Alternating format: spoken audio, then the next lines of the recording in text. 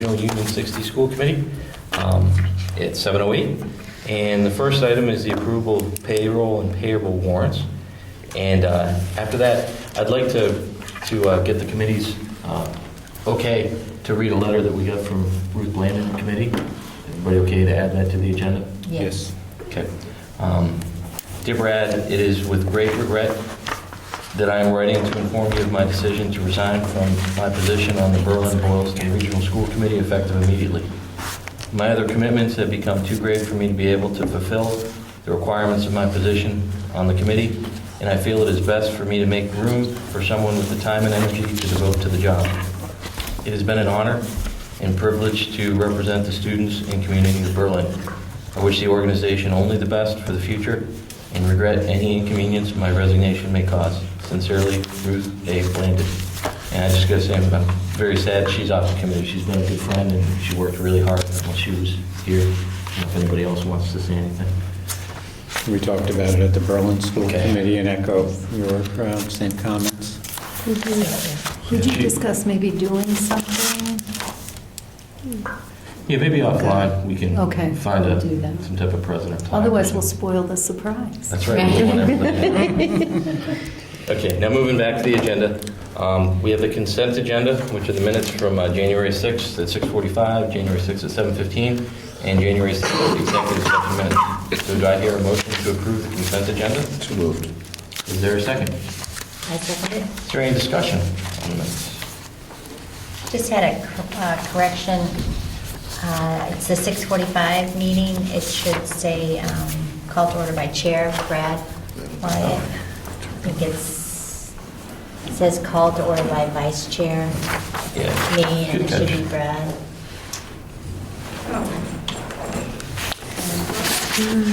Any other changes? Brad, were you here that night? Yeah. Oh, yeah, you were. It was Ruth that was not, right? Correct. I'm sorry. Tom, you can sit in your chair to... Oh, Technical difficulties. We'll be back in a second.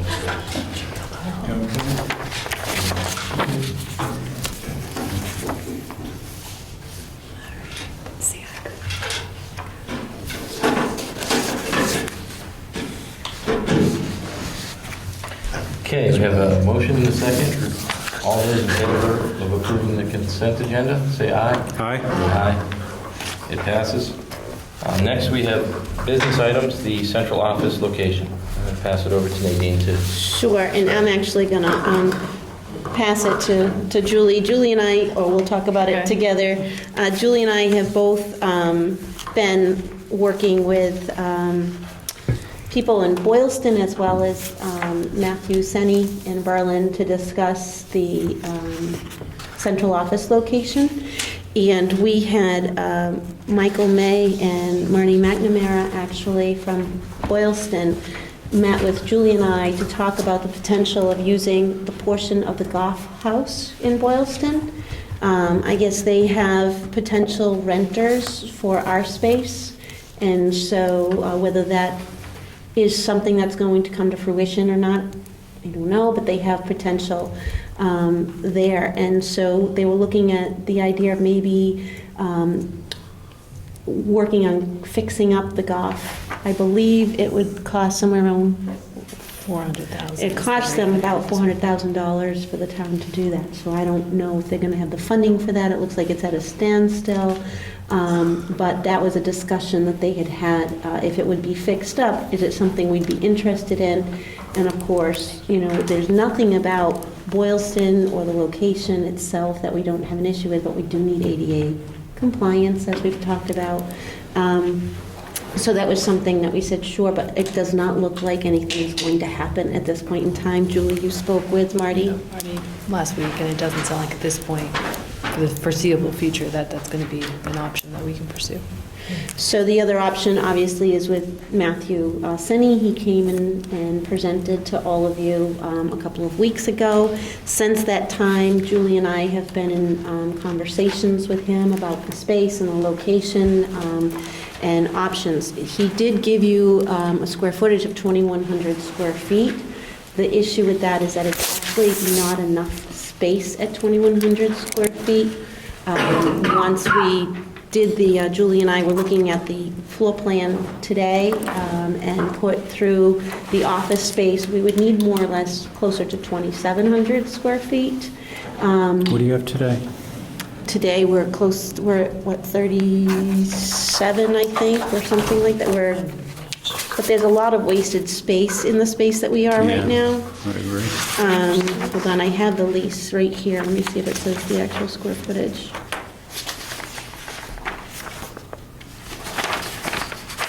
I don't think it says that. I don't think it says that.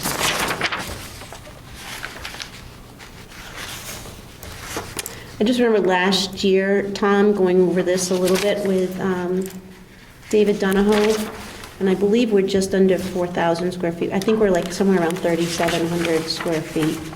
But you have that big hallway space, there's a lot of wasted. How many people? space. There's 11 people, plus we need storage for all of our files, our personnel files, the special education files, that all takes up a lot of space. And kitchen space and a conference space. So what we figured was that we needed about 2,700 square feet, and then we would still be able to share that common, what am I thinking, conference room with them. So they. 27 sounds like a lot of space for 11 people. It just does. Well, you need. Kind of comparing it to a standard office space. So what I did was, we have our spaces in our office right now are 15 by 15 because we have extra tables that we use when we have individual meetings. So that's why we have, they're bigger than your typical office room would be, because you need those confidential conversations. So what I did was I took our current office spaces and put them in there. In the rooms, and I did not include the kitchen or the storage space. And we were I know my office was smaller, and I think it was Julie's office was smaller. Cheryl and Janet's spaces were all smaller than what we have now when we put it into the 2,100 square feet. So, like I said, right now we're at 3,700 square feet. We've got one whole room that just has file cabinets. And actually, we still need those files, so we just have no storage. Anyway, after doing that, do you want to talk about what Matt's response was to that? You have the most updated information. I guess just what the box is, or which part do you want? In regards to the 2,100 to the 2,700, he said that he could arrange that because nothing's been set in that building yet. He would honor that price through our current lease, and then the price would go up after that in 2022. But for the first 5 years. 5 years, up until when our current lease would be up, he would match the price, even if we did get the additional space. Tell you about what it would go up to? Yep. If we went up to, because there was two options to go up to 2,560 square feet, and then it would go up $4 a square foot. And if we did 2,700 square feet, which is the other option, he had two options for which sizes we could increase, it would go up $5 per square foot. And that's what percentage of what it currently is? A lot. It'd be like close to a 44% increase versus now. Well, I think you have to look at apples to apples. So if you look Yeah. at where we would be in 2022, Yeah, because currently we have a 3% increase per year, so. so at 2022, if we were to continue with that lease, right, it would be $45,373. Yes. Whereas with this contract, it would be $55,613. So it's about $11,000 difference, or a $14,800 difference if you went with the 2,700. Isn't that going the wrong way? Well, that's after 5 years, but you don't know what this new lease will be from the town of Boylston either. In fact, that's considering a new contract at that time. So I don't know what, Yeah, but Well, this going up that much. This lease says it's anywhere between 3 or 5% a year. Right. Based on this consumer price index. But if you just did that We've just done calculation, only you on based it 3%. 3%. so we can do it on 5%. Yeah.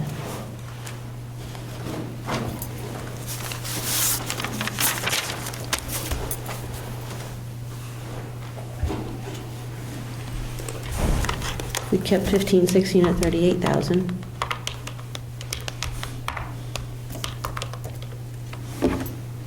But there wasn't anything in the notes about what the proposed lease from Riverbridge is. This for this. It's only about what Boylston is. I think they say they match 33,000, and then if they want it to go up. For now. Right, I guess I'm trying to think of what it's gonna be in 5 years. And is that where we really start, you know? Oh, yeah. Break open the calculator.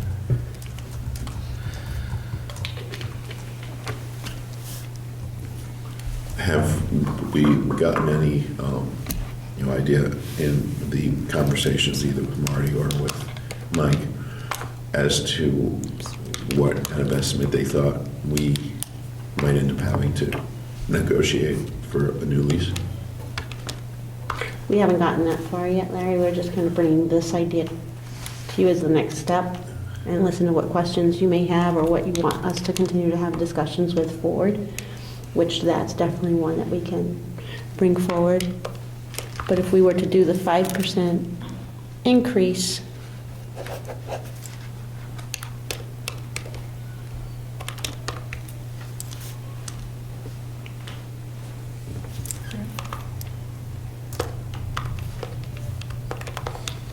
While she's figuring that out, where's the golf house? Is that the building next to the Yes. police station? You know, the one they were Kind of glass. renovating. Okay. It's like an old mansion, kind Yeah. of.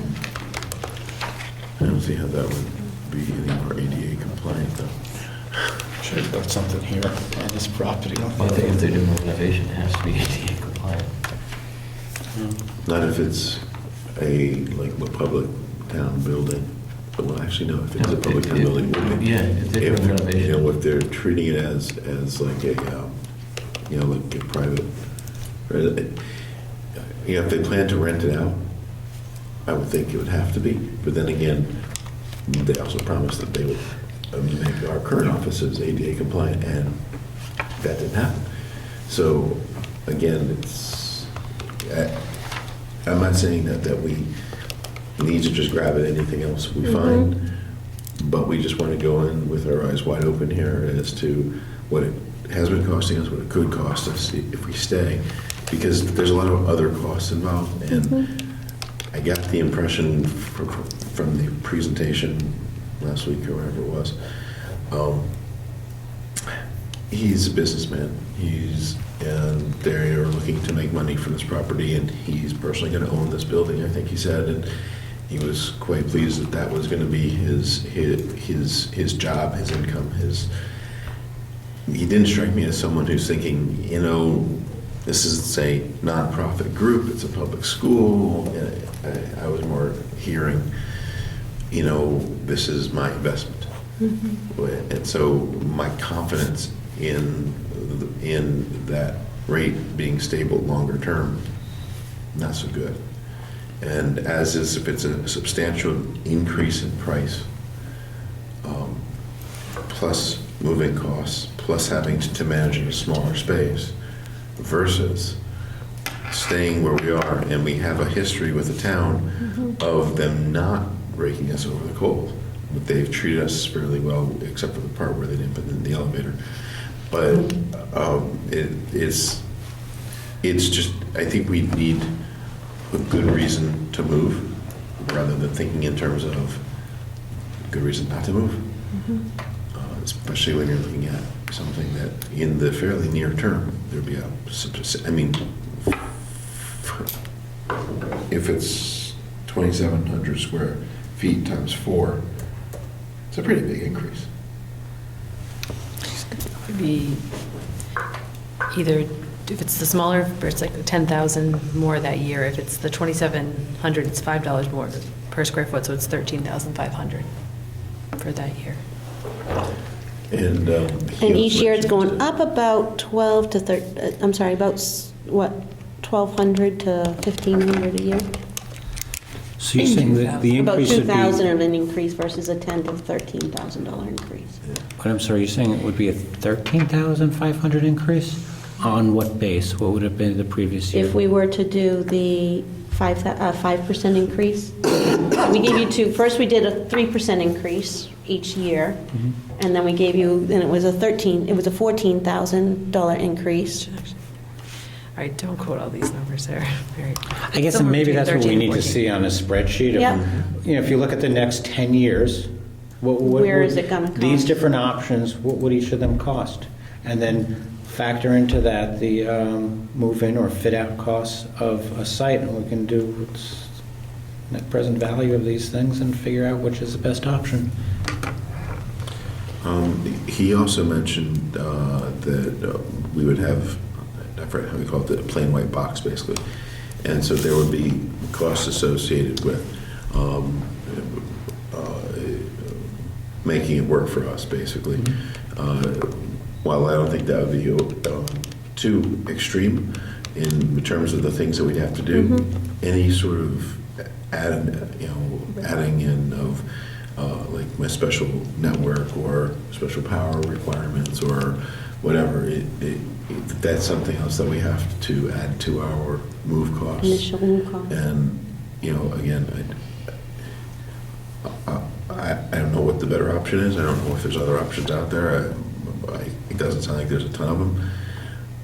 But we also don't necessarily want to be committing ourselves to with these most substantial annual increases 5 years out onward.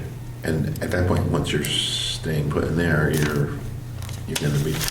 And if we move in sooner than our current lease is up, I understand that there's a cost associated with the There's lease. you have to give an 18-month notice.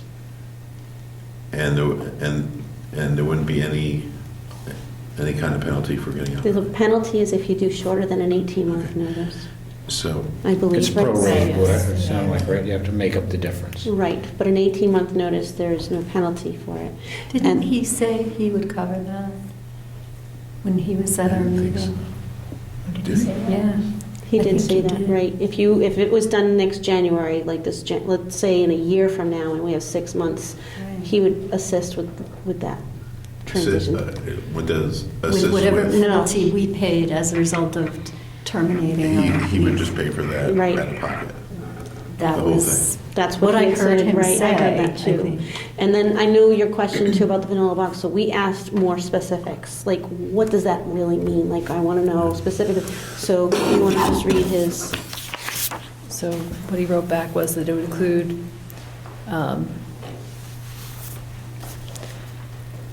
the ceilings, lighting, interior walls, plumbing, heating, and cooling, and a concrete floor. So that was his, Oh. so you we're got responsible for carpet. flooring, we'd be responsible for the flooring, like the carpeting Yeah. yes. and yes, painting. The flooring, but it's- paint, and a fit up of a kitchen is what he Can you said. and the negotiate fitting some of of a that? kitchen. A certain amount of money that they would put up to fit it out? I'm sorry? Do you think you could negotiate that? A certain amount? I've already tried to negotiate the 600 square feet addition, so I'm sure you It's can just try to typical with negotiate that retail that too. you put, you negotiate in some fit-out That's costs, right. that they pick up some if they really want you in that space. Right. I agree.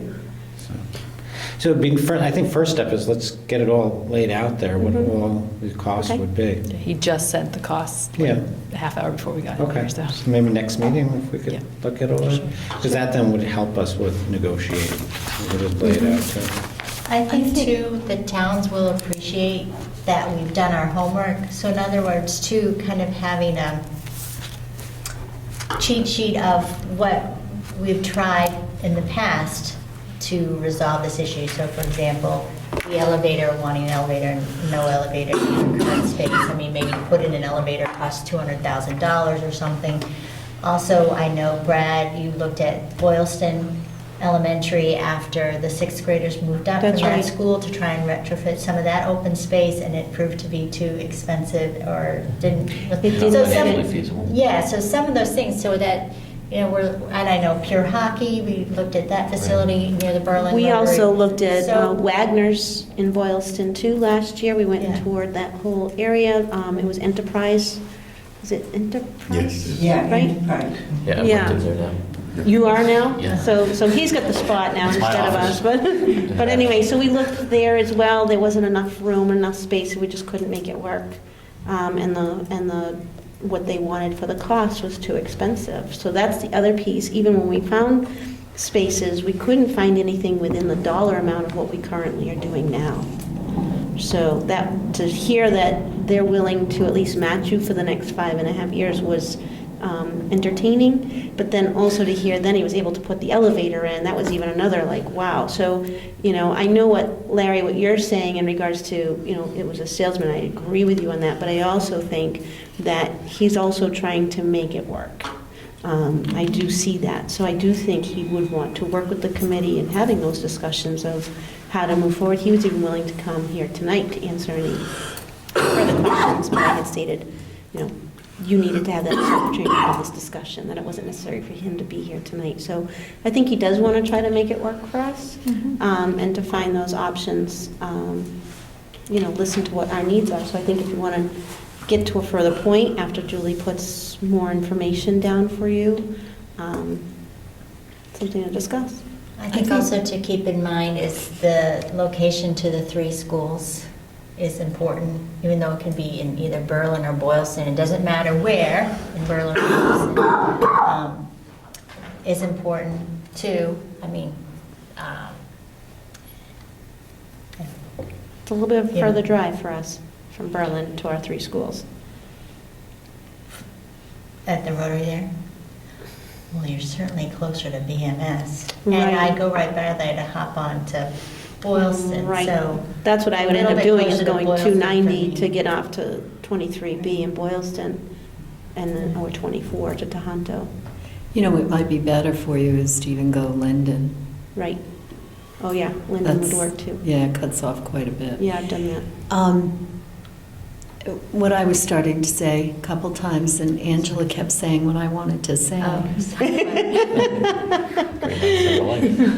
Because we think alike. I think, I mean, obviously the cost piece is critical, and I can imagine that the town's people are going to want to know that this was a necessary move, that it's not something frivolous we're doing because we want prettier office space. So the concept of kind of showing the historical aspect of what have we done, what have we tried to do, and what the impetus for the move is very clearly, as well as laying out all the various costs, makes complete sense. I think there are additional factors that would weigh into the decision. One thing is, we've been in Boylston for how long? How long has the central office been in Boylston? Oh, boy. What is it, the whole 50 years of your central of your region? I don't know. So, I mean, on some level, it's kind of Berlin's turn, too. Next 50? There What are you is trying to say, some- Lori? No. Well, no, I'm just saying, Right. there's actually maybe some political goodwill in being located in Berlin, which could become a help for other conversations. The other question about what are the ramifications are there things that the current location have afforded you because of proximity to town hall or police department or whatever that would be lost with a move like this? So one thing that would be lost would be my immediate ability to work with the Boylston Police Department. So that is one thing that is a loss. To me, it's a big loss, not just on a professional level, but on a personal level as well, because they're right there when I need them. I reject a lot. I'll just tell you, I reject queries, and I meet with people, and sometimes it's not a comfortable feeling, but it's much more comforting to know that all I have to do is stamp my foot and somebody's upstairs. And that's literal. They've seen it happen. So there's that. Not that it's central office isn't unsafe, because it's not. It's a safe place, and I can always relocate if I need to meet somebody. There are times where if I have to meet with people, I will meet with them downstairs in the police station rather than upstairs in my own office. So that would just be more of an inconvenience for me. Then right now it's very convenient. So that's one thing that would be a loss, because I do deal more with Boylston than Berlin with the police safety, just because we have Tohoto. So Boylston police are the first police to be notified, and Berlin's a backup police department to be notified in case of Tohoto needs. But it's nothing that I can't be here within 10 minutes, you know, anyway. And I'm around in all the buildings all the time, so that's, you know, it wouldn't be as big of a loss like, oh, it can't happen. But I also, you know, I think the carpeting, for one thing, that's in our place right now has been there since we've been there. And it is time to change it. We've had to have a quality air control come in and do a testing on the building itself. They did do a lot of work immediately after that testing, but we did have some health concerns from it, which was all taken, most of it was taken care of, but there's still some that haven't, that we just watch and monitor. I mean, it's fine. I don't want anyone to think we have poor air quality, because we don't. When was It's the all last time that place was, I don't know, thoroughly cleaned? not even that, just kind of redone, painted, so- like you said, the carpets, all that, it kind of So needs when to we first freshen up. got there, I came in on a Sunday and painted my office myself. Yeah, And then we've just recently painted one other office, but other than that, it's all the original. original, The walls, paint. know how long, oh, it was, How long have you guys been there? 15 years, 20 oh, years? okay. Yeah, so that's, I think that's somewhat needed Oh, regardless. it's absolutely, it needs to be. I mean, the carpet, we've had to replace, I will tell you, we had, one instance was we had to replace the stairs. There was a rubber latex on the stairs. It was actually giving off a toxic. It would be nice to see is, we have a couple options, right? It sounds like, you know, a new spot, stay in the existing spot, but get it to, you know, a proper work environment, say level. Maybe, I don't know if a golf house is, but what would it cost to get those all to the right place? And then we could make a decision, and then there's those pluses and minuses about where the location is. Yeah, I know that they had replaced some windows, but it wasn't up in our area, and we have window, like, it's literally cold air coming through the window, so there's a lot of things like that that need to be Right. done. Done. It's interesting, and it could be fortuitous that they're interested in, that they may have an alternative renter. And their alternative renter, which I don't want to speak about that because that's not, but their alternative renter would actually rent the place for a lot more than what we're using it for. So I don't know if in 5 years, when this contract would come up, if they would try to up it to what that, but it's a lot more than what we're using it for. So it actually would be more of a revenue for the town right now, Yeah, but then too. they'd be paying rent externally. Correct, but yeah, no, you're right. But I'm just saying that this, what they want to use, that's why they want to try to move us to the golf house. Sure. Because the place, the potential renters wouldn't be interested in the golf house. It's not an appropriate space for them. How big's the golf house? You know, or we So haven't dug into that. it's, well, we'd have the whole upstairs and at least a third to half of the downstairs for us. Mm. So it would be a huge space that we would have, bigger than what we have now.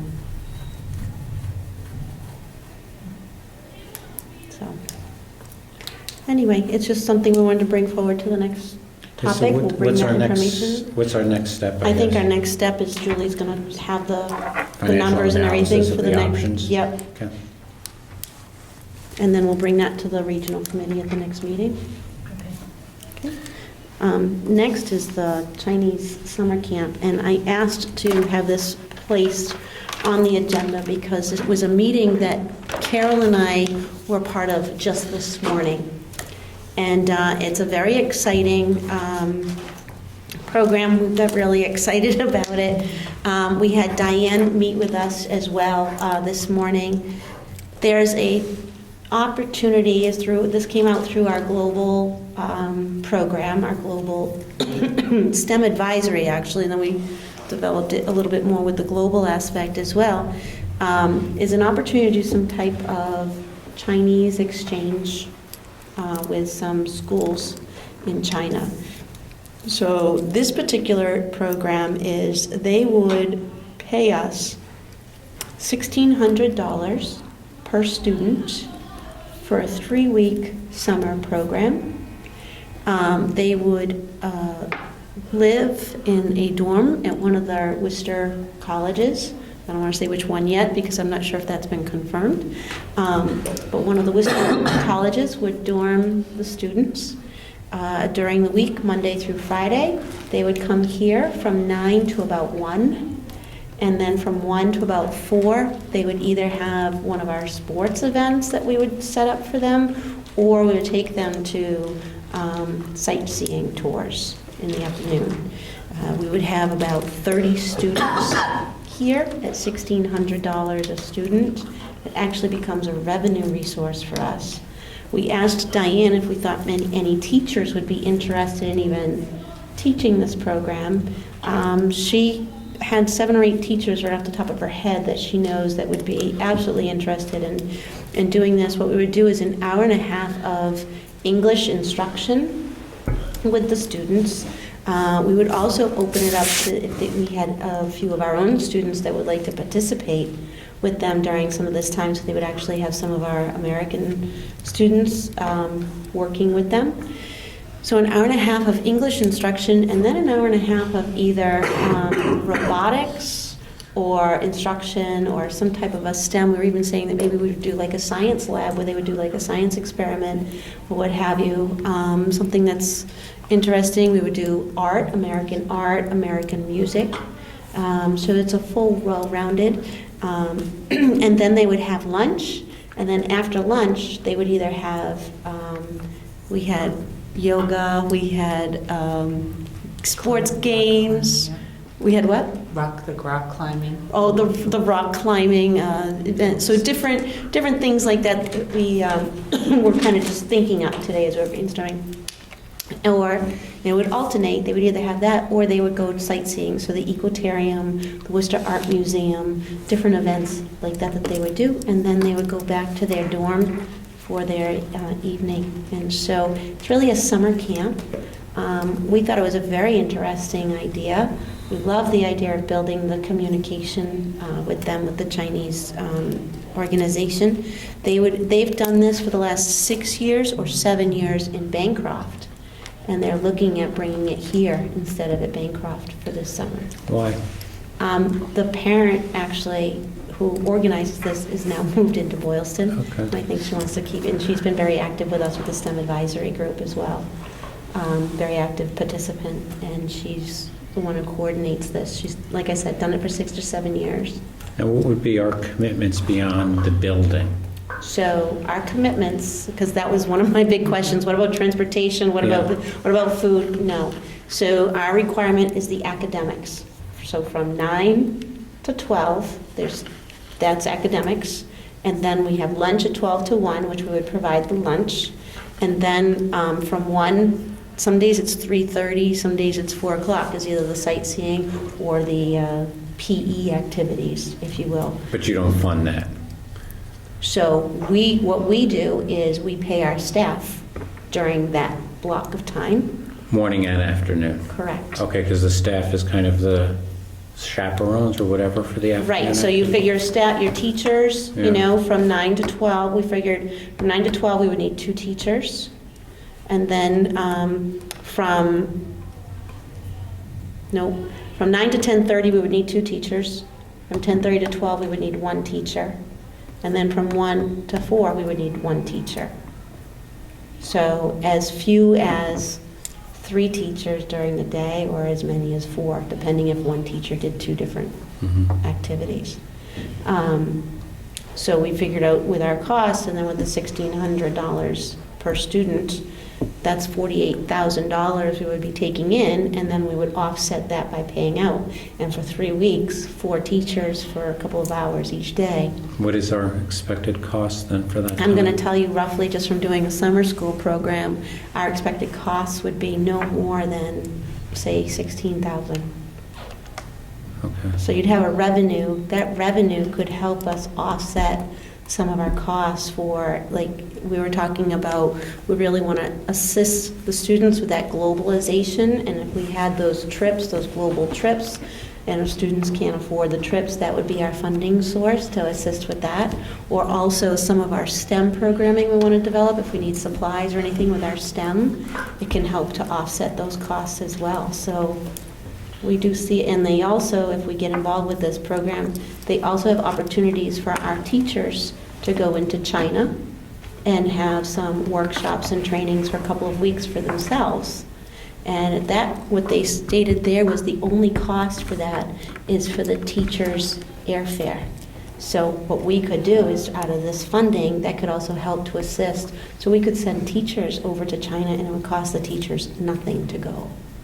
Mr. Pacheco go this past? Mr. Pacheco did go. That was through the EF tours. I had gone to Finland and Germany.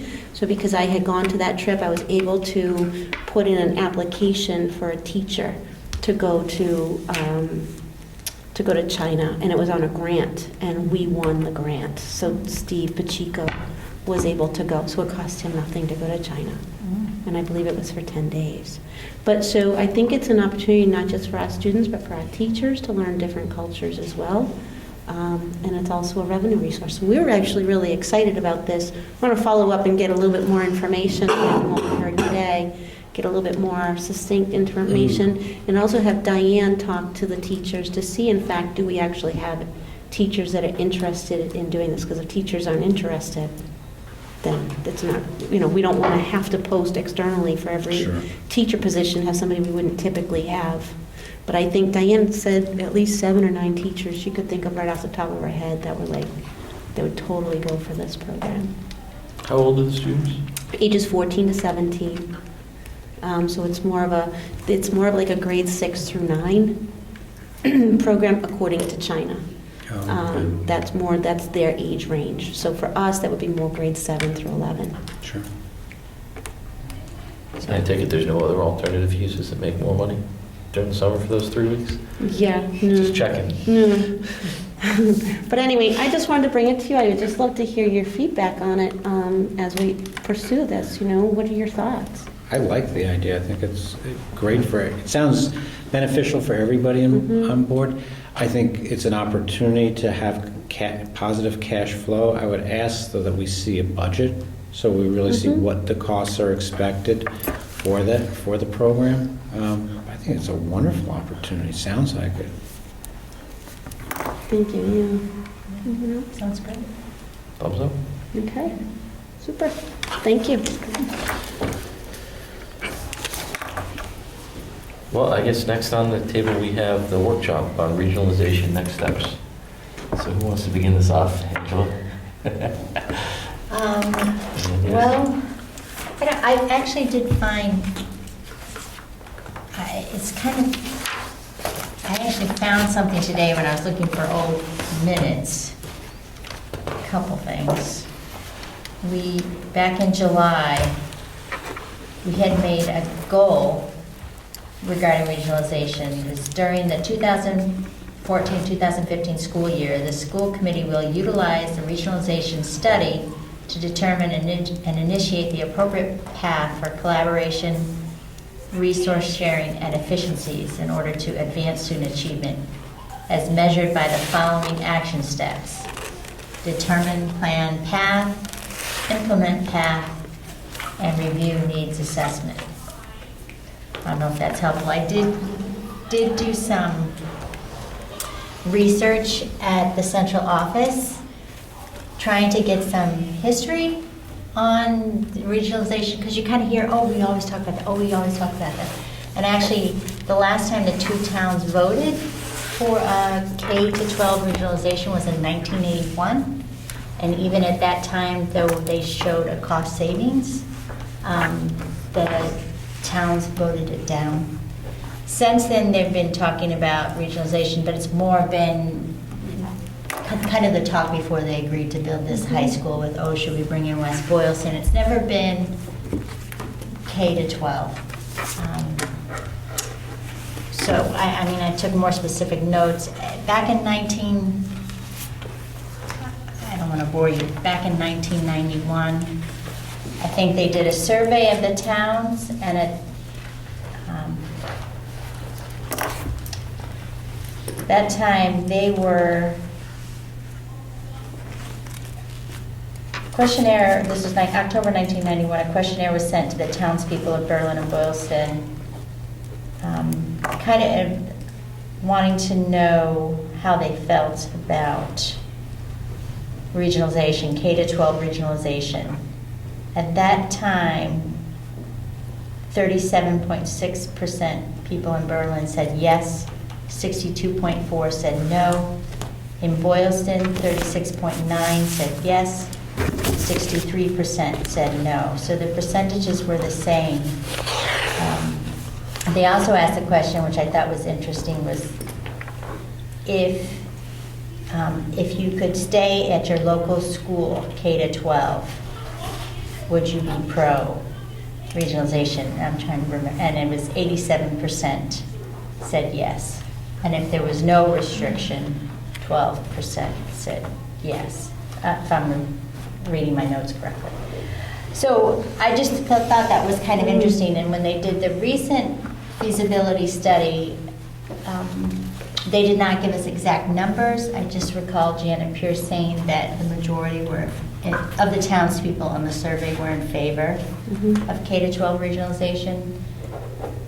So I think, if our first stumbling block really is to try and get a better financial analysis. I'm not sure how well we could move forward without that. So.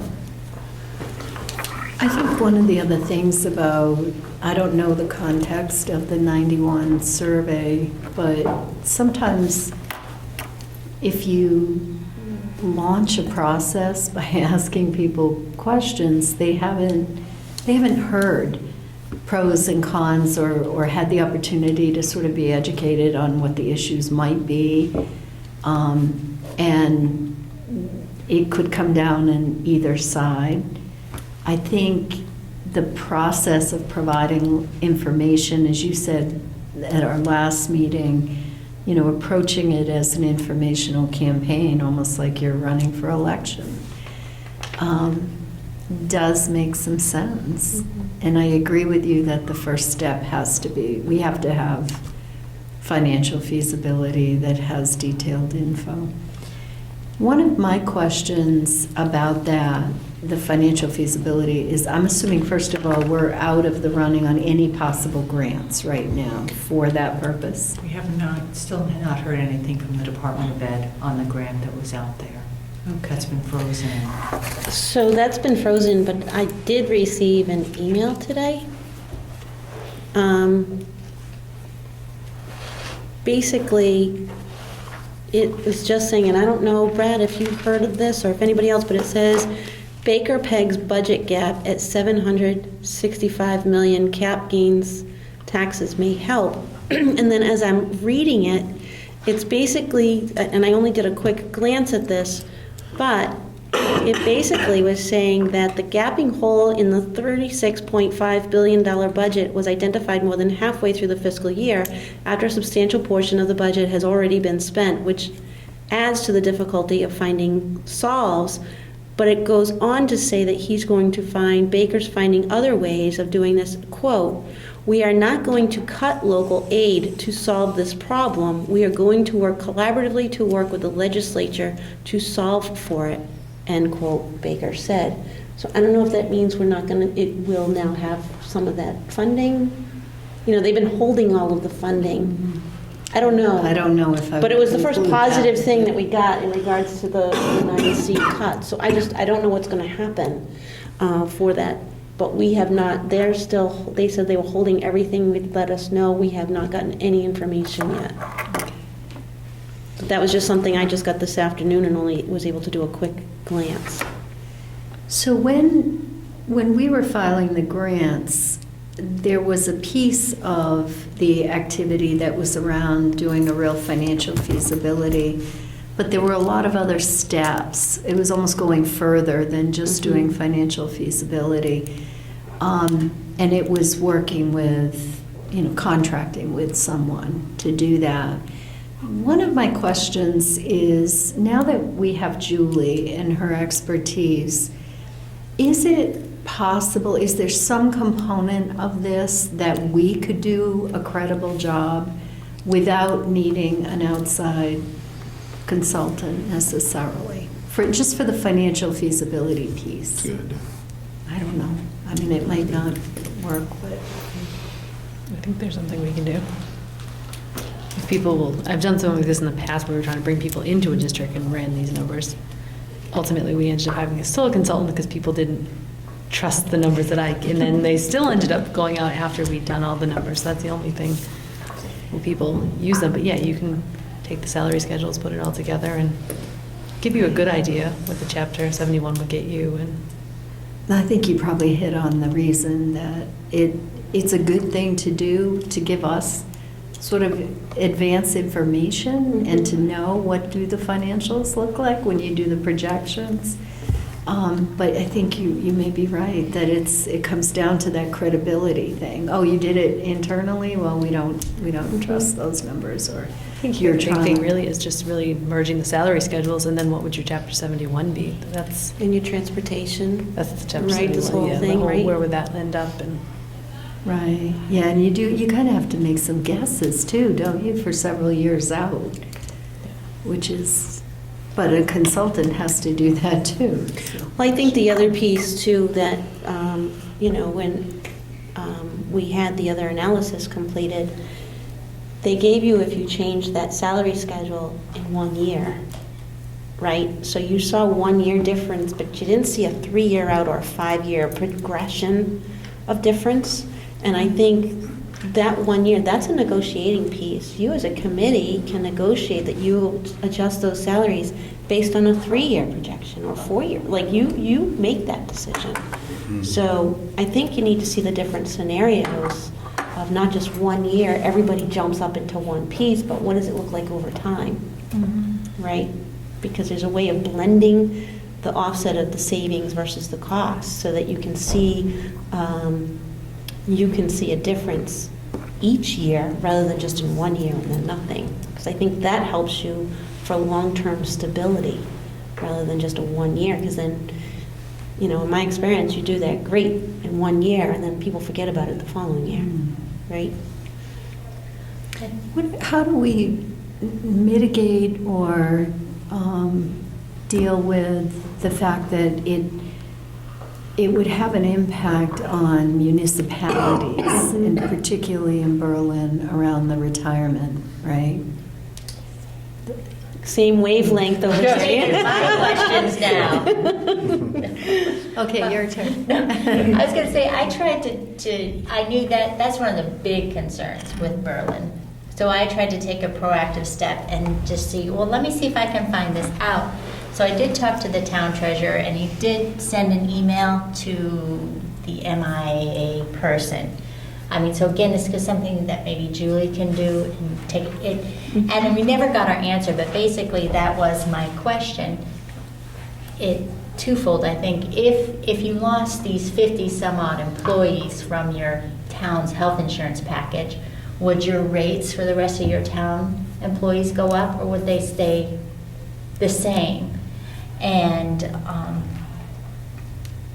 I don't remember the other question we asked, but I never got those I answers. think and the didn't other follow question, wasn't the other question, Angela, also just because they're part of the region, if they were employees, do they automatically go into the retirement, or is it all new employees after the regionalization? Wasn't that the other question? Do you know what I'm talking about? And that is a good question. Like, are they because- grandfathered into this system, so even though they go in, they don't get access to that, but any new employees that come in do? With the Yeah. the current regional employees have that benefit, correct? Correct. And that has a certain cost and a certain value. One of the things that I don't think we've talked about is, yes, we would want to harmonize all of the, the compensation packages, but part of the compensation package is this. And so, do we end up with a slightly different, like salary chart that reflects the extra cost of these plans? And so, you aren't necessarily going to bring anyone down, but you might not necessarily bring them up to the exact same number Right. because we are paying for an extra benefit. Now, if they want to opt in or out of that, at that point, then it is a matter of paying that employee versus paying, the insurance company. Right.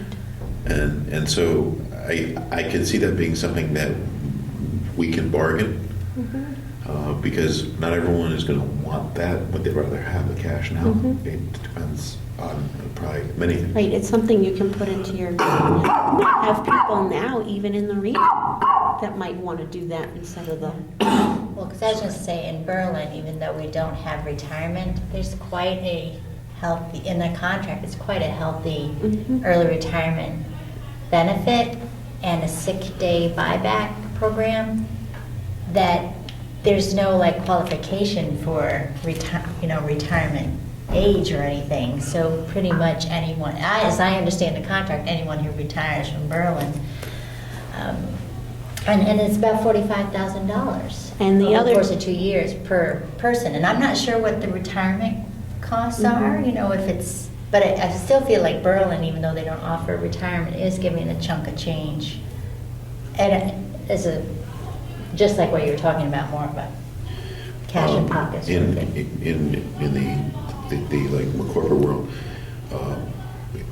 you hear like about with their compensation packages, and a part of that is what the companies cost to offer you with certain other like benefits, insurances, things like that. Certain things you pay for, certain things that the companies pay for, but it's all part of one compensation package.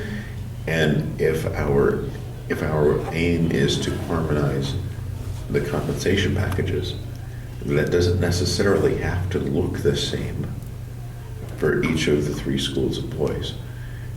It can be negotiated, it can be talked about, perhaps they want it to be, but again, if we're aiming towards that target, then we have more flexibility in how we get there.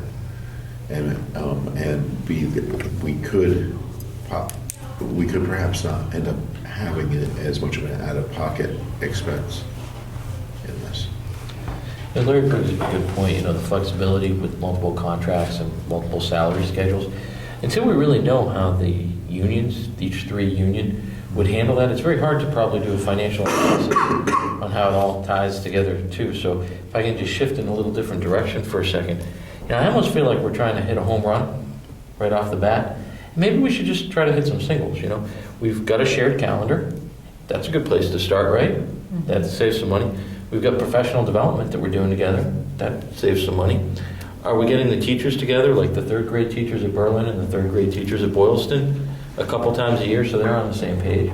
That's another way that we're sort of working outside the system, but doing the same thing a regionalization would do. And if we can just pull it forward and maybe get an intermunicipal agreement and say, let's just try choir or band or whatever it is. If we can do some little steps like that, and maybe eventually you can get to be a fiscal agent, if that ever passes at the State House. So instead of 3 checks, you get 1. And all of a sudden, 5 years, people are going to wake up and say, it's common sense, why aren't we a region? All the kids are seeing each other and everything, maybe more unified programs. The 3rd graders meet once a year, not just the teachers, but the kids. I don't know. I'm just throwing it out there. I don't know what the solution is. But I just think maybe if we started small and worked bigger, we'd have a better shot at getting what we want, which ultimately, it's just a better education for the kids. It's not the word regionalization or anything. I like your idea because, I think of regionalization, and I think that next step for that is to do the proper financial analysis, and we need to get a third party to do that. But I agree with you that there's a lot of steps we should start taking now, and a number of them were called out in that feasibility study for us to start gaining greater collaboration between the towns, better efficiencies and such. So I like your approach, I really do. One thing that that we haven't really hit on, I think, is the town's going to think, well, you've been doing this for so long. What's different about educating kids today that warrants K-12 and regionalization? So that's something we need to How many? have a good explanation for How and many explore, reports like do how you have are, to- how are things different now than they were? I mean, I see your face, Julie, and Julie, I remember when you know, come to this job, you're like, we're thinking about, you know, you're excited that we're thinking about regionalizing, and I just can't ignore the fact that I like I think the baby step approach is pragmatic, and we definitely at least have to do that, but we can't deny the overarching problem of not being able to hold on to the business director and superintendents because of doing everything in triplicate. So, Right, but I don't think we should stop doing other stuff Right. because of that. Like, how many reports do you have to do per district every year? We're talking like 100, right? That's a lot of added work. It'd be nice if it were just one for the region. But I don't know how we get there from here, but I think we keep making Added steps. costs, like the auditor's coming next week to the end of year report, and they go, oh, wait, we didn't realize there's 3. That's going to be 3 times the cost, where you wouldn't have to pay, and that's $3,500 per report as opposed to just paying it once. So there's a lot of things we're paying for twice, too. Or not Can- 3 times, can- like, Would we quantify what some of these costs, you know, like assign a value to people's time, the extra, you know, all the extra filings? If we could turn all that into a certain value, a certain cost savings opportunity, of course. And that's probably like part of the analysis that Tom was talking about. But it's going to help people to understand, not, oh, we have to do 3 times as many reports, because that doesn't, you know, like that sounds like someone's just whining. And, sorry, being real honest. But, yeah, it definitely does. you know, Sure. if like people here, you know, it's costing everyone in these 2 towns this extra money every year, that resonates, because as we go, like, get our tax bills and stuff, we think long and hard about, why is it this number? And so if people start hearing about a good chunk of money that we're spending because of this arrangement we have, Because of the lack of efficiency. then that's going to get a lot more people on board, I think, because ultimately, you know, there's only a certain number of you know, homes in a town that have school-age kids. There's an awful lot of them that just hear about this in the news every once in a while or whatever. But what everyone gets who owns a house in town is a tax bill. So, like, dollars matter. And I'm not just saying this because I have to pay mine. It's just very, it kind of hits home. It's tax season, isn't it, Larry? Yeah, it is. I feel like you're stating the obvious here, Larry. Sorry. Yeah, no, it's absolutely true. I think what we can do is we can start to put some of those things down. I'll ask even all of central office to really be thinking about it, because it's not just one department or another. It's the inefficiencies as a whole. Yeah. Even as things come up, you know, like this audit report, you know, make a note of that, you know, we need this sort Well, of. what about all the hours of negotiating time, negotiating 3 different, you know, we're on our 15th. I've been Then here. there's a cost. This is my 15th contract negotiation since I've been here, starting it next month. So It just seems crazy, doesn't it? it does.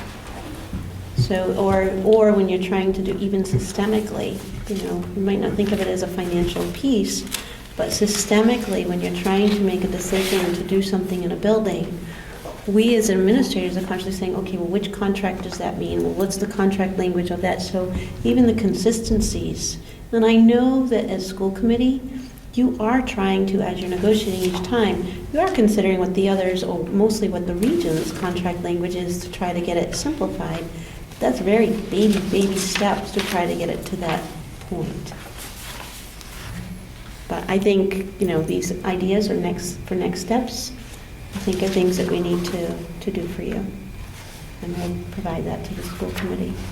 So next steps being try to do some internal financial analysis, outline all of the various ways in which we're wasting resources and aggravating people. And are we also looking at a next step then of seeking resources for an external feasibility study? Right, you'd have to determine if, hopefully by the time we meet again, we will have heard something from the Department of Ed regarding that. We can have Carol can actually follow up with the ESC to see where we stand with that specific grant. Have they decided to negate it altogether, or is there still hope of getting that? I do know that we had talked about Dr. Hemmen potentially doing that, but I also know that he's planning on retiring soon. So, he's an unbelievable resource to use because he's done it for so many other districts across the Commonwealth and knows, what aspects. I know Julie knows him very well and works with him as well. Would he perhaps like to donate some time? This has been his passion. Regionalization is definitely his passion. So because he understands so many avenues of it. But yeah, so our next steps then, just to clarify, is that we'd be looking at the list of the different inefficiencies, the cost impact, and Julie will also be putting together a financial analysis. But I also wanted to just state that in Berlin, they're actually going to have, the Berlin School Committee is actually going to have an open forum in February, and part of their discussion topic for their open forum for the public is regionalization. So I don't know if Boylston Committee, wants to kind of think about that, or just kind of think about it for, maybe you want to have an open forum in Boylston and get some discussion going from your local residents to bring back to the full region as well. My only question or concern about that is, it goes back to that, if you send a survey out before you've really done some of this analysis, you're kind of losing the opportunity to inform people, and you're just getting their opinions that aren't necessarily informed with current facts, right? So my inclination would almost be, do an open forum once you have some kind of information, some kind of analysis, something to share. You share the information, and then you get people's perspectives and their opinions as well. Well, I think we do have information. We have the feasibility study, and it's never been really shared with the community and said, what are your thoughts on this? Right? We did it at this meeting, and because that's part of the feedback we got from Berlin town was, okay, you did this study, they didn't feel that we shared it with them. We talked about it here. We posted it on the website. It's not there anymore, right? So I would ask that we get it back there before our forum so we could point people towards it and say, please take a look at this. Bring your questions, because I think the more we can surface these things, I think there's still a lot of concerns that came out through that study that haven't been addressed. We talked a lot about the financials and how, it adversely impacts the central office and all that. But there are, especially in Berlin, concerns about, what does this make Berlin as a voting member of this new school committee? There's a lot of those, how it affects us type of things that still need to be talked about and addressed. I think there were some gaps in the study, though, too, that we've discussed that you just want to think about. Do you want those reiterated, or things that were conclusions that might not have been correct, that I think we got to address them. That's my thoughts on it. Because if we don't keep this, if we're serious about regionalization, it has to continue as top of mind. We can't, I think, just put it on the back shelf and have it come out again. Right, but this is just my opinion, Tom, is I just would be so cautious about throwing stuff out that some people will cling to or jump on, and it's not, that messaging is not I mean, we had some concerns with some of it, and it's not necessarily the messaging that you want to share with the public. Yes, will it generate conversation? Yes, it will. Will it generate anxiety? Yes, it will. Will it generate some anger? It might. Is that, I just would review it again really carefully and think about what are the messages that people would pull from this. And, I think, there was a lot of good information in the report. It's very clear the report is very pro-regionalization, but I also feel like it left us with some questions. We had a few things we really questioned, and it would just feel much better to have done some of this other background work first, and then be bringing information to the public, including maybe some pieces of the feasibility study, but not necessarily the whole document. That's my opinion. It might be a good idea to see how Berlin's goes first, and maybe we can take the best points from that. And if we want to do one ourselves in Boylston, that way we can sort of see where the bumps in the road are before they hit us. And of course, it's an open forum, so anybody's welcome to go that evening as well. I think it was February 12th. Yes. It's a 7 Thursday o'clock. night. So it's something to even just come in and see. That's right, you're away. I'm away, I'm sorry. It's the- I'm not really sorry. I'm only a this little is- sorry. I'm sorry, Larry? February 12th, It's yeah. the 12th. It's a Thursday evening. Is it here? And it's going to Lincoln's be birthday? held in the cafeteria at BMS. 7 o'clock? Yep. Yeah. So it would be good to go and hear some of the Yeah. questions, and See even what if the you come in concerns for a are little that bit. people have. Because we can hypothetically try to put ourselves in other people's shoes and say, what's their real Yeah. issue? Yeah. But I sort of like people when they stand up and say, I'm really concerned about this. Right. And then we know that's where our work needs to focus on. And I do kind of feel like the community still might not understand what regionalization really means. Even when they were doing that study, they don't know, what does that mean? Does that mean everyone's going to school at Tohoto? What are you talking about? So it's more a chance for us to clarify some of those things in an easy, simple way. I will say I heard a lot more questions and concerns from Berlin than I did Boylston. So I For think sure. being proactive in what they're doing idea.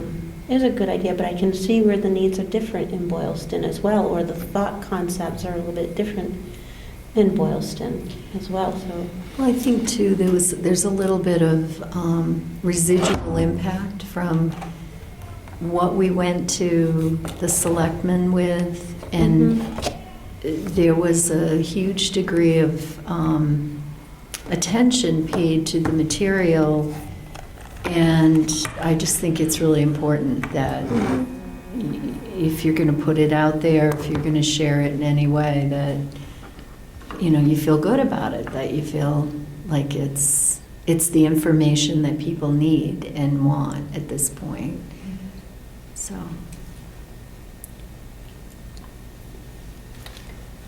That's all I have. I'm sorry. I did, Karen had mentioned in her last report last month about, with the shifting needs of ELL students, it would be nice if we had one person that you could share. So I guess my question to you is, do we currently have such a person or such a teacher that works with ELL students? Do we need to try and set up some sort of IMA for next year that we should be working on now? that would for be a huge IMA right there. Yeah. I can tell you right now. Huge, because we told you already in October what we expect is going to happen next September, and it changed. Just this month, it changed. Students left, students came in, and it's very hard when you have one person to figure out what percentage we'll need in Berlin and what percentage we'll need in Boylston a year out. So that would be huge for us. All of our split people are really, really difficult to kind of judge. At least the special ed kiddos are generally on IEPs. We at least have some planning. We know what their services are going to be. But some of our ELL students come in and we have no warning they're coming or going, and it's a little bit more transient. So it's been difficult. So what would be our next step, to write up an IMA to share in the ELL department? It would be nice to start that proposal and that discussion now for next year. I think we should. Yeah. Baby steps. And this is perfect. Right, it would be perfect, one of the recommendations to take and to try to move forward with it. Mhm. It's a great idea. Well, and we've already gotten word that our selectmen would be more supportive of IMAs and Oh, things good. such as this. So I think it would be, we might have some Well, better luck this time around. But I guess I would need the two of you or the three Mhm. of you to talk, and generally they're set up last time we did it, we set it up for a specific person, but this might be more for a specific position It'd be or more something. position. And maybe want to work in some flexibility into the IMA for shifting population throughout the year, just based on what happened this year. I don't know, so that's, so maybe I'll.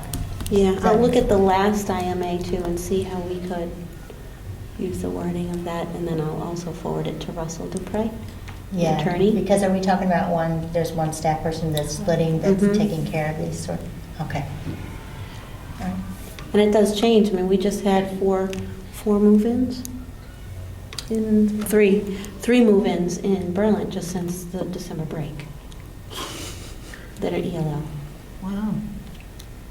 So you don't know from month to month, and then they move in and move out. It's a very transient population. So you can start off the year, I think you started off the year in Berlin this year with two. You started off the year in Berlin with 2. You now have 6 or 7, yeah. Big difference. And how many in Boylston? Just one? No, you had, I think, You have 4 in Boylston right now. Definitely a good place to share. right. Like I said, you don't know from month to month what happens. Sure. And also, the other point I want to make is, something that will help us down the road with these baby steps is trying to, I'd love to regionalize tomorrow, but it would be to kind of get these contracts more in line with one another. We know the teachers are already reading one another's contract. I know Boylston is going into negotiating yours. So the more, as we negotiate each contract, the more we can get them in a line with one another, the better. I tried to find it in my notes, but so I don't remember what year they tried to do this, but each superintendent has tried to streamline, and I have to give credit to Carol and Nadine, how much they've been able to streamline in the few years that they haven't been able to do in the past regarding curriculum and, these tri-meetings, et cetera. But at some point, they tried to, I believe the superintendent tried to get a same contract for Berlin and Boylston Elementary, and also discuss like educational initiatives or, educational planning. And the teachers' unions were like, we would love to talk about educational initiatives and educational planning, but we do not want to talk about having the same contract. So I just thought that was interesting. So throughout the course of these years since 1959, I think we have been trying to do what you can, and I just think, I agree with you, Tom, keeping it in the forefront, but what we can do to... I had actually half joked about that last year because Berlin was in negotiating and Boylston was in negotiating all at the same time last year. And it felt like it was kind of at a standstill for both of your contracts.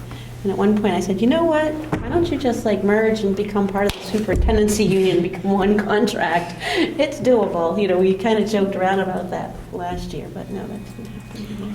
That does bring up a different issue, too, that I think is another one that we could use some projections and information about, and that is the impact of regionalization on student achievement. I think people want to see that. What would the impact be, if any? Someone suggested that to me as well, actually, who suggested, look at the 6th grade. All you need to do is show how much better your 6th grade class is doing now than in the past. Oh, we have that data. So See, that would be great. You know, and Information. But there was a study in the feasibility. They cited a Worcester study that Hence my showed, point. that showed that there was no benefit. Hence my point. right. To But we have We have our own data for firsthand sixth data grade. of. Right, ours is actually a very small sample set compared to what you Right. would get as a wider from the Worcester study. Yeah, but I don't think that, I think we had questions about that data too, didn't we? Mhm. So, It really made it sound like it was a wash, right? Don't Like- do it for that, that's not the only reason to do it, I think. Right, that might right, have that's been- the way they made it sound, and I have to tell you, they were probably doing that, I don't want to speak for them, but I'm going to anyway, I guess. They probably wanted to do that because you can't guarantee student achievement out of it, but they can guarantee financial differences, right? Because they can show the actual money, but you can't, I mean, a student is a student, we're human. You could have I could have a projection of getting a certain score, and I don't, for whatever reason, right? So you can't always guarantee data, but what we can show you is actual data that's already occurred with our sixth grade past versus our sixth grade now on their achievement. You know what I mean? What they look like as individual schools Mhm. in their own versus now in the region. We have that data.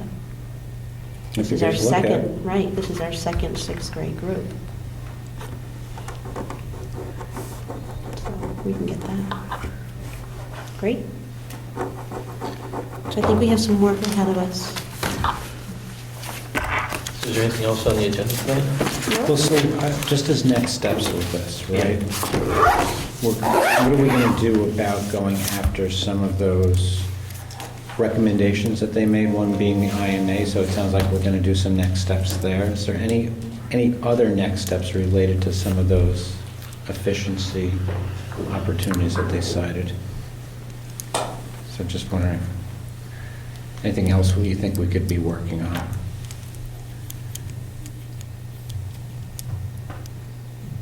We probably should have brought a copy of it with us tonight. Yeah, maybe we right? 'Cause just we're all for going now, off the memory. INA. we all Yeah, could no, reread it again. Yeah. Yeah, we're all Yeah. kind of going off of memory right now. Probably not a good practice.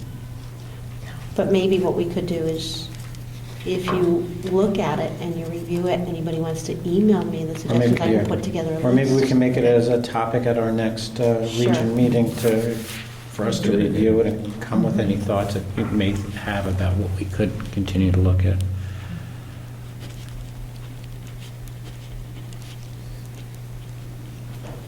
The other thing is in your forum, you could certainly make the report available to people, but prepare a summary of highlights that you want to share, or that you want people, so that people don't have to read the whole thing. Yeah. Actually, the executive summary does that well, but maybe then what it doesn't address is some of the options, and maybe we can just take it plus some of high-level look at some of those options. Great idea. Tom, you I have a remembered good that idea, study Tom. very well. What's that? You've remembered that Yeah. study very well. I'm impressed. I couldn't come up with much more than I advanced. This is a different topic.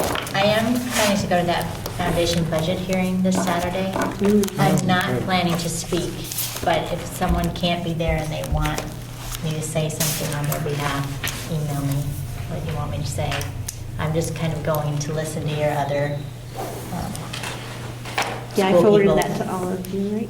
Yeah. I just started getting your emails today. Oh, that's great. Isn't that nice? I was scrolling Making a through lot of them. saying, I missed that, I missed that. I missed one from Christine. So I'm yeah, good I just now. forwarded you, there's a feasibility, they're doing the foundation, this hearing, that they're doing, it's at Neshoba. It's this Saturday, I think it's 11 to 1. That's correct. Is this Saturday.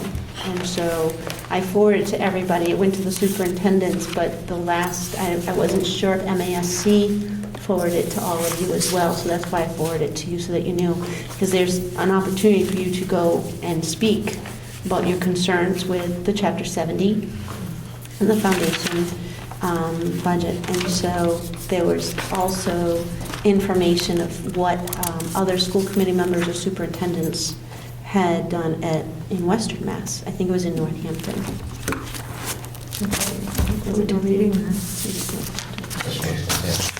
I got the notice from Senator Flanagan's assistant Yes. or something. She's the one who sent it out. Yeah. Which, by the way, I must say, I did write my first letter to our senator and representative. I have not done that before. So if anyone wants a copy of my letter, if you're so moved, so they can sign that letter that's going around by the 22nd, let me know. That'd be nice, please forward. Yeah, well, I'll forward it to you. It's not big. So that's it. Do I have a motion to adjourn? So moved. Is there a second? Second. All those in favor say aye. Aye.